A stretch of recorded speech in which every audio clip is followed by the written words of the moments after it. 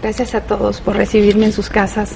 Y pues sí, viví esa experiencia del secuestro, pero como usted dice, yo sufría por mis hijos, porque no estaba cerca, pero ahora que ha pasado un año me di cuenta que alguien más sufría cuando yo estaba allí, que era la Santísima Virgen. Ella se ha manifestado en este secuestro que yo viví de principio a fin. ¿Por qué, Laura? Bueno, me ha llenado de regalos y de su presencia divina ella y nuestro Señor Jesucristo a través de muchas manifestaciones. Yo fui secuestrada el día 6 de mayo del año pasado, que era primer viernes de mes. Nos estábamos preparando para ir a la misa de primer viernes de Sagrado Corazón, pero ya no pudimos ir porque los secuestradores me llevaron de la misma habitación de mi propia casa. Se metieron hasta allá, se metieron a la casa y me llevaron. Y bueno, los 3 primeros días del secuestro, yo me imagino que es algo muy similar a muchos de los secuestros que ha vivido muchas personas, donde pues reina la violencia, las humillaciones, las ofensas, los maltratos, tratos muy indignos, inhumanos. Eso yo me imagino que es común a cualquier secuestro. Lo que no es común es la disposición que yo tuve, me imagino, y que es por que el Espíritu Santo así lo quiso, y yo lo acepté. Cuando los vi y dijeron que venían por mí, me tomaron del brazo. Mi esposo gritó que no me llevaran porque yo estaba cuidando a los niños y cuidaba de él. ¿Qué edad tienen los niños? En ese tiempo tenían 1 año y 2 años. Y Rodrigo de 13. Y Rodrigo tenía 13. Rodrigo no estaba, se había ido al colegio, nada más estaban los bebés y yo y mi marido. Entonces yo les dije que sí me iba con ellos, porque en cuanto yo me percaté que había gente dentro de la casa, vi el Sagrado Corazón que tenemos en un retrato casi de tamaño natural, y le dije que yo me encomendaba a él. Yo le dije: Sagrado Corazón de Jesús, en ti están nuestras vidas, en ti están nuestras vidas, y pues que sea lo que tú quieras, Señor Santísimo. Entonces me fui por mi voluntad. Esto es, yo no me negué, no luché contra ellos, forcejé, me discutí, no, sino les dije: está bien, si ustedes me quieren llevar, que así sea. Y entonces me llevaron, y desde ese primer momento me fui rezando el rosario. Recé, yo creo que en 8 días que estuve secuestrada, yo creo que como unos 250 rosarios. Uno tras otro, Rezaba uno tras otro rosario, la misericordia, la coronilla a la Virgen de Fátima, rezaba el rosario de las 5 llagas, meditaba mucho sobre la pasión de Cristo. Pero eso fue otro regalo que me dio nuestro Señor. Al segundo día de estar secuestrada, lo primero que escuché al despertar, fueron las campanadas de la iglesia, que parecía estar pared con pared en el lugar donde me tenían. Entonces a mí me llenó de emoción y me puse a llorar, porque me di cuenta que el Santísimo siempre había estado cerca de mí y que iba a estar, porque... O sea, se da cuenta que estaba como pared con pared. Pared con pared, así se escuchaba con esa claridad. Entonces me dio muchísima emoción y me puse a llorar y dije: es que tú estás aquí, Señor, y si yo estoy secuestrada es porque tú lo quieres, porque algo me estás pidiendo. Entonces ya me habían puesto una pistola en la cabeza a los secuestradores un día anterior, a horas de haber sido secuestrada, porque yo rezaba. Me dijeron: aquí no se puede rezar, aquí no existe Dios. Y me dijeron una cosa para que todos la pensemos, ¿no? Me dijeron: aquí está la Santa Muerte, que aquí no existe Dios. Eso me lo repitieron en varias ocasiones, pero yo no hice caso, yo seguí rezando. En algunas ocasiones me pusieron también la pistola en la cabeza y me dijeron que mi vida estaba en manos de ellos. Yo les dije que eso no era verdad, pero no les dije lo demás. Lo demás era que mi vida estaba en manos de Cristo. En estos días de tanto tormento, en estos primeros días que me pasé rezando, yo le dije a nuestro Señor que mi vida le pertenecía, y que si Él quería tomar mi vida para la salvación de esas almas que eran los secuestradores, pues que la tomara. Como me amenazaban con también asesinar a mis hijos y a mi esposo, yo dije: pues si ellos quieren la vida de mis hijos y la de mi esposo, es porque tú, Señor, lo permites para salvación de mis secuestradores. Con un gran amor que yo sentí por ellos desde el primer momento, accedí a que mi vida fuera terminada en ese secuestro.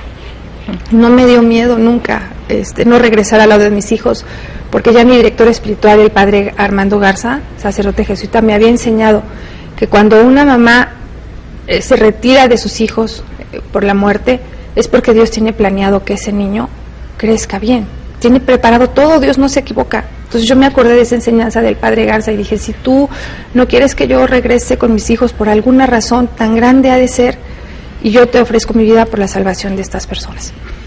Esa oración, gran amor que yo sentí con ellos, lo manifesté en todo momento. Siempre les hablé de buena manera, con cariño, les daba gracias, obedecía todas las reglas y estaban muy sorprendidos de mi actitud, pero la más sorprendida fui yo cuando después de algunos días, de los 3 días, me di cuenta que un secuestro era vivir la pasión de Cristo. Es una pasión de Cristo, donde uno sufre una traición de una persona que lo conoce a uno. Ese momento yo lo equiparo con la oración en el huerto. Después, cuando viene todas las humillaciones, las amenazas, los golpes, esa es la flagelación de Cristo. Y nos toca hasta cargar con nuestra cruz, porque muchas veces los secuestradores nos conocen cosas que nos son muy dolorosas y no podemos evitar que nos traspasen cuchillos con sus palabras, ¿no? Por otro lado, nuestra familia está viviendo el mismo dolor de la Virgen Santísima. Ese del dolor desesperante que, a pesar de que ven cómo estamos, no pueden hacer nada por eso. Y finalmente, algunos secuestros, si no es que muchos, la gran mayoría, terminan con la muerte del secuestrado, Sí. que es pues ver a Jesús muerto en la cruz. Yo tuve la gracia de Dios de que al segundo día pudiera visualizar esto, señor Isabel, pero con una claridad que cuando ese día empezaron todos los maltratos, yo dije, pero ¿qué me están haciendo a mí, Señor? Si en tu bendita pasión que no te golpearon, ¿cómo no te ofendieron, te escupieron, te quitaron tus vestiduras? ¿Qué me pasa a mí? Nada. Y la meditación en la pasión de Cristo me dio tal fortaleza, pero lo más increíble, me hizo sentir un amor muy grande por ellos. Empecé a rezar por la salvación de ellos en voz alta, ofreciendo los rosarios por ellos. Y llegó el domingo.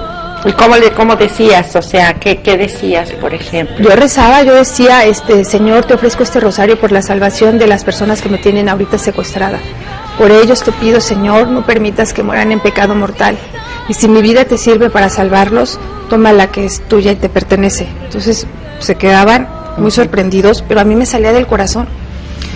Entonces, al segundo día, una de ellas, había mujeres y hombres, se empezó a doblegar muchísimo ante la oración y se puso a llorar y me contó parte de su vida y me pidió perdón y me dijo que ella estaba más secuestrada que yo, que quería hacer otras cosas, pero desgraciadamente ya no lo podía hacer y que le dolía muchísimo la situación en la que yo estaba viviendo. Yo le dije que yo sentía que era un mandato de Dios y que no se preocupara, que Dios lo había permitido.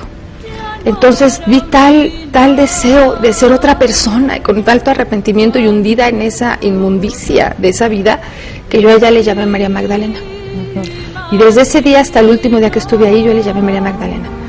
Después, otra señora que estaba ahí también, la cual llevó a su hijito, uno de 3 años, a donde yo estaba, porque al parecer el niño estaba enfermo de alguna infección y no lo querían cuidar, y lo llevó ahí donde yo estaba. Entonces cuando llegó el niñito se acercó a mí, yo tenía las manos y los pies amarrados y los ojos vendados, y me dijo, tía, ¿qué te pasa? ¿Por qué estás así?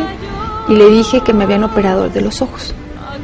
Me dijo, ¿y te duele? Le dije, sí, pero me quiero quitar el parche, por eso es que me amarraron las manos.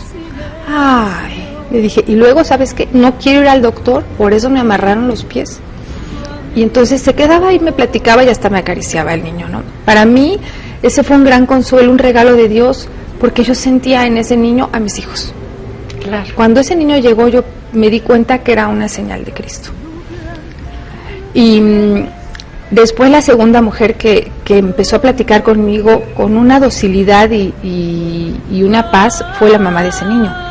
Ella me dijo que era esposa de uno de los secuestradores, el que tenía más corazón duro, quien me había amenazado en repetidas ocasiones que ahí no rezara, y me dijo que ella entró a eso porque su esposo entró a esto y se les murió un bebé y entre la desesperación pues ya se dedicaron a esto, ¿no? Y yo le dije que ella se iba a llamar Rita, como Santa Rita de Casia, y le conté la vida de Santa Rita. Al tercer día, el esposo de ella me empezó a dar un masaje en los pies y me quitó los amarres que eran con alambres de los pies, porque yo tengo diabetes tipo 1 y yo no sé en qué condiciones tenía los pies, pero él se espantó y me dijo que se me estaban poniendo como negros. Y a mí me sorprendió mucho con la violencia con la que se manejaba y la agresividad, que me estuviera dando un masaje en los pies, con preocupación. A mí me sorprendió mucho y en ese momento le dije que cómo se llamaba, y me dijo que no me podía decir. Entonces yo le dije que se iba a llamar Carlos Borromeo, por San Carlos Borromeo, y le platiqué la vida de San Carlos y me dijo que estaba bien porque era mejor que su nombre, el cual nunca lo supe, ¿verdad? Entonces ahí ellos se sentían contentos con sus nombres y se empezaron a llamar entre sí con esos nombres. Después llegó, al parecer, como que la jefa, algo así, que daba las órdenes, una mujer muy violenta, con mucho odio en su corazón. Ella llegó quejándose de que tenía un cólico, entonces, y que le dolían muchísimo los pies. Entonces yo me ofrecí a darle un masaje en los pies y me dijo, ¿tú me vas a dar un masaje a mí? Lo que quieres es que te suelte de las manos. Le dije, no, como ya tenía los pies sueltos, me dijo, ya nada más te faltan las manos. Le dije, no, de verdad quiero darte un masaje. Y le empecé a dar el masaje y se quedó dormida. Y yo, cuando despertó, le dije que se iba a llamar Benita. Y me dijo que no, que ella quería llamarse Margarita, como la de la Sonora Margarita. Entonces le dije, no, es que Benita es por San Benito. Y ya le platiqué que San Benito tenía un don muy especial dado por nuestro Señor para luchar contra el demonio. Y que yo veía que ella tenía una gran influencia, pero que en su corazón había mucha bondad. Y aceptó llamarse Benita.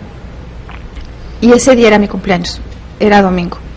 Cuando ella despertó me dijo que como era mi cumpleaños, cosa que sabían absolutamente todos los detalles, todos sabían todos, sabían muchos detalles de mi infancia, de adolescencia, bueno, sabían toda mi vida casi.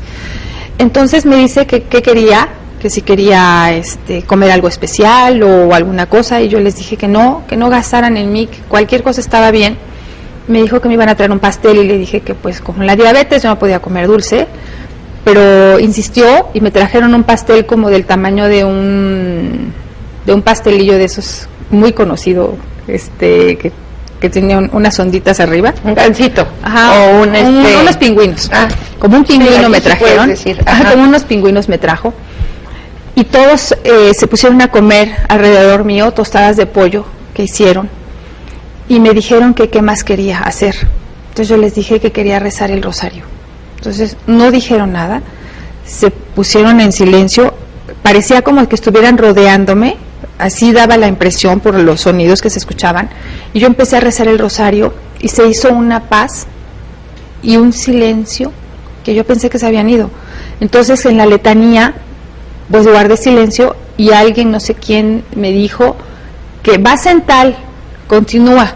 Dije, entonces sí están aquí. Entonces terminé el rosario y les empecé a hablar de la misericordia divina, del evangelio, de algunos evangelios de Cristo, donde la conclusión era que aunque fueran los más grandes pecadores, el reino de Dios era para ellos. Les dije que ellos iban a llegar primero al cielo que yo. Y me dijeron, ay, no digas eso. Le dije, no, es que ustedes van a entrar a la gloria de Dios antes que yo, porque de ustedes es el reino de Dios. Estaban muy sorprendidos con lo que les decía, porque me decían que Dios no los podía querer, que de seguro los odiaba y que cuando se fueran a morir les iba a hacer peores cosas que las que ellos les habían hecho a las personas que habían secuestrado. Al parecer era una banda muy, muy fuerte, grande, y que tenía bastante tiempo dedicándose al secuestro, por lo que me platicaron.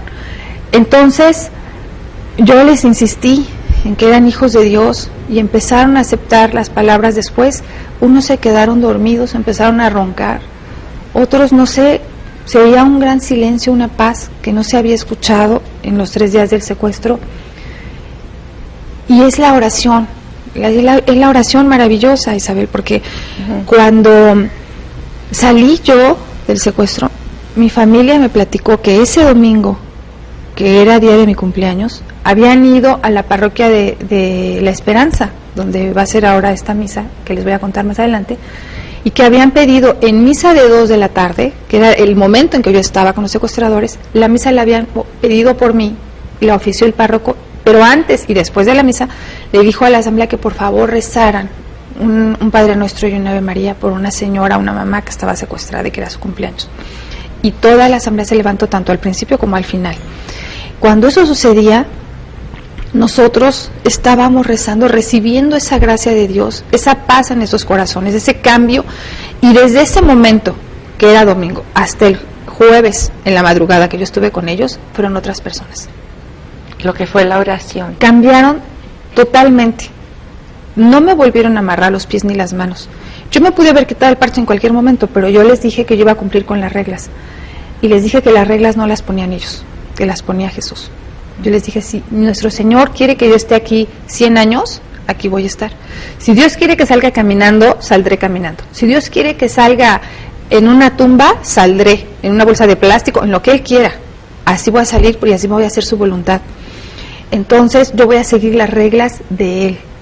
Y las reglas es que yo esté con los ojos cubiertos y que esté aquí. Así me pongan ustedes en la puerta, si no es el momento, no me voy a ir. Todo eso les parecía sorprendente. Había obviamente momentos en que yo me desesperaba, me asaltaba el miedo, extrañaba a mis hijos, lloraba, me daba mucha tristeza, pero más tristeza me daba cuando después del domingo ellos fueron bajando la guardia y empezaron a platicar como si fuera yo un familiar de ellos, no sé, ¿verdad? Sus problemas personales, sus preocupaciones, sus angustias, empezaron a platicar, y a mí eso me dio una gran tristeza, enterarme de cosas que sufrían, de carencias, de sufrimientos propios, porque son seres humanos como nosotros, bueno, peor, porque ellos no tienen ni un minuto de paz ni de tranquilidad, no creen en nada, no tienen a Dios como nosotros lo tenemos. Entonces, eso me entristecía muchísimo más que estar yo secuestrada. Y me ponía a llorar en diferentes momentos. Entonces, en una ocasión, ya casi cuando me iba a ir, me dijeron, mira, nosotros sí tenemos sentimientos, tú nos has enseñado muchas cosas. Mucha gente secuestrada por nosotros nos dice de groserías, nos escupe, nos trata de golpear como pueda, nos maldice, no come porque todo nos lo avienta, y entonces nos da coraje y le pegamos, le cortamos un dedo, en fin, igual los familiares se portan tan violentos que nosotros nos sale un odio que nos empezamos a portar muy mal. Pero tú, dice, eres la primera que nos llena de bendiciones, que nos reza, que pide por nuestra salvación, bueno, que nos pone nombre de santos. Dice, nadie nos ha puesto nombre de santos, ni conocíamos esos santos. Es la primera que delante nuestro le pide a Jesús que nos perdone y que nos trata con tanto cariño. Estamos verdaderamente que no sabemos quién eres. Entonces, también otra cosa que fue maravillosa, que es una muestra de Dios, es la apertura que ellos tuvieron. Eran 6 personas. Otro de ellos, un jovencito, que yo creo que tendría como 18 o 20 años, a él le puse Juan Bosco, y le dije que lo encomendaba a San Juan Bosco.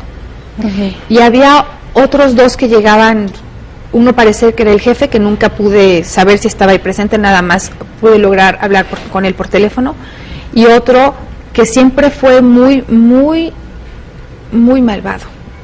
Él nunca cambió, a pesar de las oraciones y todo, nunca cambió. Siempre fue igualmente violento, grosero, cruel.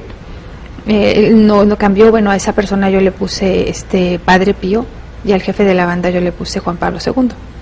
Dios mío.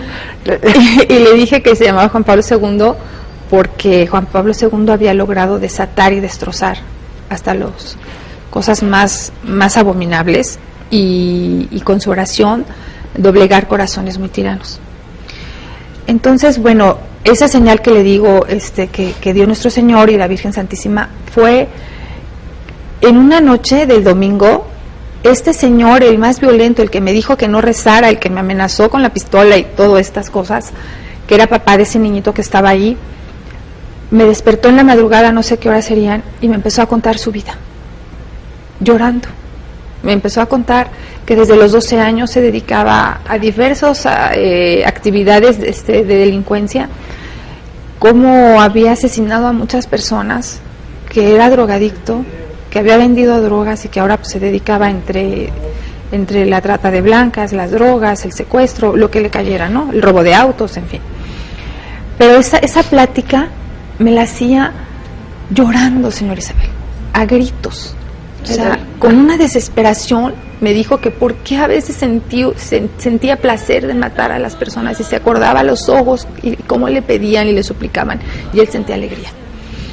Y cómo en el momento que me lo estaba contando sentía tanto dolor de darse cuenta lo que había hecho y que él quería que Dios lo recibiera, que lo amara. Me contó que había soñado repetidamente un sueño muy terrorífico. Yo le dije que ese era el infierno, que lo que él veía en ese sueño era el infierno, por lo que me describió, y el miedo que sentía. Dije, Dios te está llamando para que cambies de vida, tienes que cambiar. Entonces lloró muchísimo, y yo con él, señor Isabel, yo me puse a llorar con él, y lo abracé con un dolor que yo sentía en mi corazón, un dolor que me traspasaba, todavía yo lo recuerdo. A él y es el que más me preocupa. Me preocupan todos, por rezo por todos, sí, y ofrezco mis comuniones por ellos. Pero yo creo que como todas las mamás, yo me sentí mamá de ellos. Y el hijo por el que más me preocupo es él, porque es el que tenía la vida más terrible y el que más ausencia de Dios tenía y más deseo de encontrarse con nuestro Señor, más deseo de amarlo. Entonces, ese hombre, a esa hora, me pidió llorando que le enseñara a rezar el rosario y que lo rezara por él. Entonces nos pusimos a rezar y se quedó dormido cuando yo en los 3 días anteriores había visto que no dormían. Ellos no se dormían. Entonces se quedó dormido y despertó hasta el otro día muy tarde. Y la siguiente confesión fue de Rita, después vino la de Benita y la de Juan Bosco. Y el común de todas las vidas, porque pues no tenemos tanto tiempo, ¿verdad?, es el dolor que sus propios padres les habían provocado en su infancia. El maltrato, el abuso, incluso a veces hasta sexual que sufrieron, el alcoholismo, las drogas, la delincuencia vista en sus propios hogares, la que los destrozó, la ausencia de Dios. Ellos nunca conocieron a Dios en sus infancias, en su adolescencia. Nunca nadie les habló de la Santísima Virgen, ni de nada. Estaban sorprendidos cuando yo les hablaba del amor de nuestra Madre, de Jesucristo, de la pasión de Cristo. Y yo seguía, mientras teníamos estos ratos de pláticas, cuando se alejaban ellos, yo seguía con mis oraciones, pidiéndole a Dios que le diera la fortaleza que tuvo la Santísima Virgen a Ignacio, a mi marido y a mis hijos. Y yo no sabía que Ignacio, pues estaba hablando con ellos, ¿no?, para negociar, pero Ignacio les hablaba con el mismo amor. Siempre les habló de usted con un gran respeto, nunca perdió la calma, nunca, pese a las cosas terribles que me ha contado que le han dicho, brutales y crueles, él siempre les decía, pues si así Dios lo quiere, así que sea. Pues la vamos a hacer pedazos y se la vamos a mandar a una bolsa. Pues si Dios lo quiere así, pues así será. Dios los bendiga. Yo no sabía que él estaba haciendo eso. Estaban haciendo lo mismo él y tú. Estábamos haciendo lo mismo y era imposible que nos pusiéramos de acuerdo, pero estábamos haciendo lo mismo porque estábamos entregados a Cristo, porque sabíamos que lo último es la voluntad de Dios y que mi vida ni está en las manos de los secuestradores ni está en las de Ignacio. Y Ignacio sabía que mi vida no estaba en sus manos ni en la de ellos, sino en la de Cristo, en la de Jesús, el de Dios Padre. Entonces fueron pasando más días y ellos se fueron cada día docilizando más, y ese hombre, el de esta confesión, me llevó una virgen de bulto. Yo la toqué porque dije, no, se me hace que es algo que no es de la Virgen, ¿verdad? Entonces era la Inmaculada Concepción. Me dio mucha alegría y me puso un escapulario en el cuello. Y todos, cuando yo rezaba, se acercaban. Porque se veía que hacían muchas otras cosas, aparte de estarme cuidando. Entonces, de momento se acercaban. Y entonces al terminar, o yo interrumpía el rezo y aprovechaba para hablarles de alguna enseñanza de Cristo, de insistir en el arrepentimiento, en la misericordia, en el perdón. Y decían ellos, ay, pues miren, pongan atención, ya hay que dejar de oír tantas cosas. Ellos hablan con muchas groserías, hablan creo que 100 groserías y 2 palabras, ¿no? Entonces hay que dejar de escuchar y decir tanta tontería y vamos a poner atención a Laura porque ya se va a ir. Llegó el día en que ya me iba a ir. Me dijeron, mira, te vas a ir hoy porque es el día que nos dijo tu esposo que hoy nos decía cuánto dinero había juntado. Nosotros le dimos una cantidad grandísima porque quien te puso nos dijo que tu marido y tú eran millonarios, pero nunca nos dijo que tu esposo estaba tan enfermo. No nos dijo que no tenían dinero y tampoco nos dijo que tenías hijos de esa edad, pero lo que nunca nos dijo es la calidad de persona que tú eras. Nos dijeron cosas tan horribles que la verdad teníamos un odio, y todo lo que te dijimos al principio era por el odio que sentíamos por ti por ser un ser tan despreciable, según nos habían contado. Sí, pero ya nos dimos cuenta que eres víctima de una circunstancia, del odio de una persona. Entonces te vas a ir si tu esposo junta 5,000, 10,000, 15,000, 1,000 pesos, lo que nos diga que juntó, porque nos dijo que lo esperáramos al jueves, es lo que vamos a aceptar. Y te vas a ir a tu casa, te vamos a mandar a tu casa. Yo decía, ay, ¿será cierto eso, esa historia? O sea, me costaba trabajo creerla en momentos, y en momentos decía, no, pues es que tú eres, Señor, el que les estás ablandando su corazón. Y llegó el jueves y me dijeron, ya te vas. Entonces me volvieron a amarrar, esta vez completamente amarrada con una gran fuerza y amordazada. Y yo dije, bueno, pues, ¿por qué me hacen ahora esto, no? Y uno de ellos me explicó que porque era el momento de que se iba a entregar el rescate. Y ellos tenían mucho miedo que Ignacio hubiera dado aviso a la policía y que en el momento del rescate se presentara la policía y que si entonces ellos corrían algún peligro, yo tenía que estar amarrada. Y me dijeron claramente, porque entonces te vamos a ejecutar. Ay, te vamos a tener que ejecutar. Si algo nos pasa a nosotros, aunque seas nuestra amiga y buena onda y todo lo que tú quieras, pues te vamos a tener que ejecutar. Así me dijeron. Yo les dije, no, ustedes no me van a ejecutar, es porque Dios así decidió que yo muriera. Así es de que ni se sientan mal porque tan buena gente que soy, ¿verdad? Y me tenían que ejecutar, pues es lo que Dios así dispuso. Entonces, antes de ser amarrada, pasó un evento muy importante porque todos se despidieron de mí. Me pidieron perdón por haberme secuestrado y me dijeron que en las ocasiones en que yo me puse a llorar, fue porque ellos se salían, que no se escuchaba nada. Cuando tú te pusiste a llorar y que no se escuchaba nada, es porque nos salíamos a llorar al patio. Y se nos ha creado un gran dolor. Y bueno, regresé a mi casa en un taxi, el día 13 de mayo, día de la Virgen de Fátima. ¿Ese día volviste? Ese día volví. Una amiga mía me contó que hizo una novena cuando se enteró que me habían secuestrado, y que la novena terminó el 13 de mayo. Y así muchas señales hacia el 13 de mayo, hacia la Virgen de Fátima. Y la última señal que me dio Nuestra Señora es que yo pude estar en el velorio de una de las personas que me secuestraron. La Virgen, Nuestro Señor así lo quiso. Era una persona efectivamente muy cercana a mí, que nos avisaron que había fallecido, y cuando fuimos nos enteramos que lo habían ejecutado porque era secuestrador, porque era miembro de una banda de secuestradores. Y ahí algunos de sus familiares me pidieron perdón porque sabían que me había secuestrado a mí. Dios quiso, no sé, que esa familia está muy alejada de Dios, y la mamá de esa persona me dijo, de ese hombre me dijo que si podía yo rezar los rosarios y traer un sacerdote de cuerpo presente. Y aún sabiendo que era él lo que había hecho y todo, yo sentía un gran dolor al verlo ahí muerto. Sentir que su vida había acabado así fue algo muy sorprendente para mí. Ese es el último regalo de la Virgen, la última muestra. Entonces tú después de vivir todo esto, Laura, hablaste con el padre Garza, hablaste con el señor obispo. Sí, hablé con varios sacerdotes, pero el principal fue el padre Garza, y el padre me mandó a hablar con el señor obispo, monseñor Crispino Ojeda Márquez, de la Sexta Vicaría, quien al escuchar la historia me dijo que era una petición del Espíritu Santo, que era un ejemplo que Dios nos regalaba de lo que se llamaba la nueva evangelización, que había que luchar por la salvación de las almas de los secuestradores, de los secuestrados, que no entraran en desesperación, sino que se abandonaran a la voluntad de Dios y dieran su vida por la salvación de todas las almas, y principalmente la de los secuestrados. Eso es muy complicado, y poco a poquito se va a tener que ir comprendiendo esto. Se va a ir Laura. comprendiendo porque Dios así lo quiere.